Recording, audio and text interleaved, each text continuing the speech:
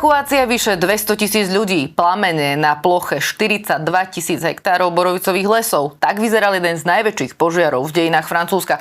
Včera v noci sa odtiaľ vrátil Jan Ralbovský, team líder slovenských hasičov, ktorí pomáhali tento požiar hasiť. Vítajte v štúdiu 360.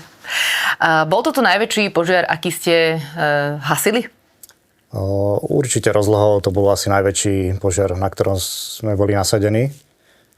Aj Francúzi spomínali, že vlastne ich v histórii to asi najväčší požiar, čiže bolo vidieť, že, alebo teraz aj pri pohľade z toho vrtuľníka bolo vidieť tú obrovskú rozlohu toho požiaru, čiže fakt veľký požiar. My si môžeme pozrieť aj ilustračné zábery z agentúry Reuters.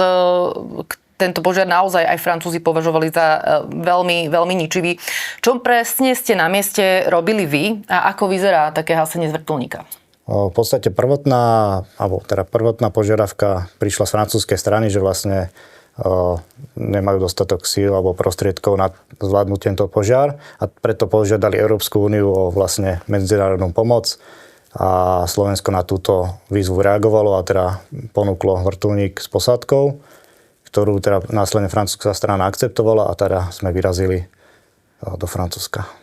Čo konkrétne ste robili? Ako to vyzerá hasiť z vrtuľníka? V podstate po prvotnom príchode na miesto je dôležitá nejaká koordinácia, čiže spojiť sa s tou domácou stranou, získať nejaké informácie o tom požiari, akú má rozlohu, aké sú nejaké podmienky, prípadne nejaké riziká, ktoré tam sú, alebo teda v akých lokalitách sa bude hasiť a potom už konkrétne sa nastaví to samotné hasenie. Samozrejme pri takto obrovskom požiari je tam obrovské množstvo riadiacich štruktúr, ktoré vlastne koordinujú tie jednotlivé úseky a vlastne predávajú si informácie a už potom vlastne nám určia tú konkrétnu lokalitu, v ktorej sa zasahuje. Takže vy dostanete nejaký sektor, ktorý potom hasíte konkrétne?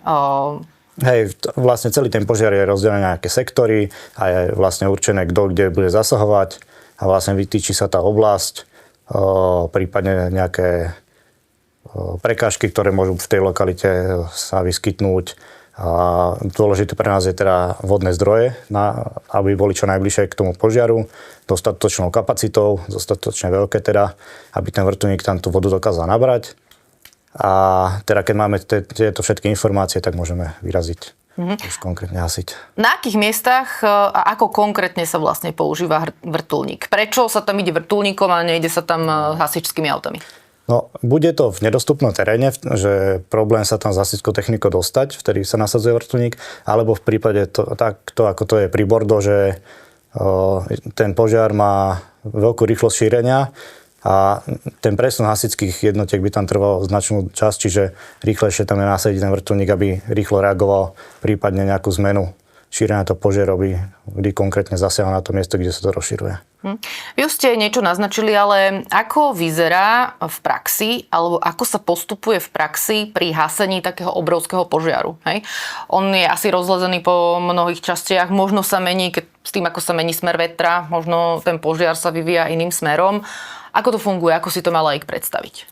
Vždy tam teda je najdôležitejší ten veliteľ zásahu, ktorý získava všetky informácie od tých svojich podriadených veliteľov, ktorí majú teda tie jednotlivé úseky a či už od tých pozemných jednotiek, ktoré sú na mieste, takisto od tých leteckých prostriedkov.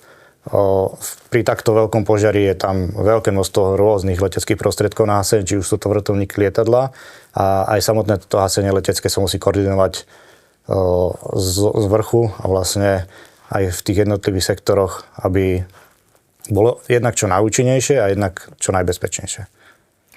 Mení sa nejak technológia pri hasení požiaru, respektíve využívajú sa aj nejaké moderné technológie, ktoré možno pred 10 rokmi neboli možné? Dróny, AI? Tak samozrejme je možnosť na nejaký prvotný monitoring využiť aj tie dróny a v podstate získať nejakú takú prvotnú informáciu pri tom požiari, že zlietne ten dron, zmonitoruje to a dokáže potom vyhodnotiť nejaké miesta, kde sa to rozširuje, alebo teda v prípade nejaké horúce miesta s pomocou termokamery dokáže získať tieto informácie a potom následne ich predať do toho štábu. AI zatiaľ nepoužívate. Neviem o tom. Ja som teda u vás na facebookovej stránke našla, ako vyzerá konkrétne hasenie z vrtuľníka. Môžeme si to aj spolu pozrieť. Tam ako keby horí taký izolovaný ostrovček toho porastu, takže vy ako keby vyhľadávate tie jednotlivé ohniská, lebo som si myslela, že možno sa letí nad celou horiacou plochou a toto vyzerá to. Toto je konkrétny záber rovná z tej strany na nálet na okraji požiaru. A samozrejme, nie je to vidieť, ale ten masívny požiar je po tej ľavej strane. Ale dôležité je vlastne zachytiť okraj toho požiaru, aby sa nedochádzalo k nemu ďalšiemu rozširovaniu. Tam, že vnútri hory, nie je to tak dôležité, ako zachytiť ten okraj, aby ten požiar sa neposunul. Čiže zastaví sa okraj a potom sa postupuje vlastne smerom do stredu. Že nechá sa ako keby vnútro toho obrovského požiaru vyhorieť a hasí sa najmä po tých... Dôležité je tak, aby sa ten okraj zachytil a teda nedochádzalo k tomu ďalšiemu rozširovaniu a potom následne sa postupuje smerom dovnútra vždycky. Ako často chodíte na tieto misie? Celý rozhovor nájdete na 360.sk.